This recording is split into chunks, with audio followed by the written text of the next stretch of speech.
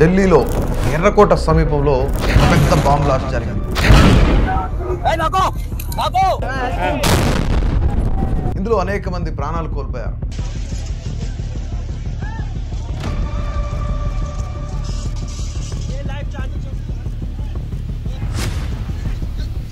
పదుల సంఖ్యలో క్షతగాత్రులయ్యారు. వాళ్ళందరి కుటుంబాల పరిస్థితి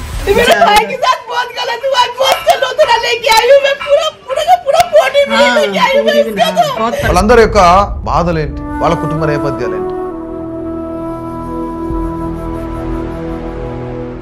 ఈరోజు చూస్తే దేశం ఒక్కసారిగా ఉలిక్కి పడింది.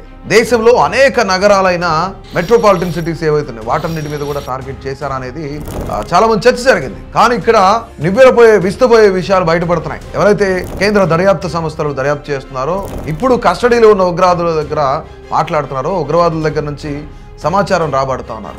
వాళ్ళ విషయాలు తెలిస్తే ఒక్కసారిగా దేశం ఉలిక్కి పడుతుంది. ఎందుకంటే ఢిల్లీలో ఎర్రకోట దగ్గర జరిగిన పేలుడు ఘటన ఏదైతుందో దాని వెనుక ఉగ్రవాదుల భారీ కుట్ర ఉందని తాజాగా వెలుగులోకి వచ్చిందనమాట. అసలు ఏంటి ఆ భారీ కుట్ర ఏంటి అనేది మనం ఒక్కసారి క్షుణ్ణంగా పరిశీలిస్తే, బాబ్రీ మసీద్ గుర్తుంటది. బాబ్రీ మసీద్ కూల్చివేతకు ప్రతీకారంగా వచ్చే నెల అంటే డిసెంబర్ 6న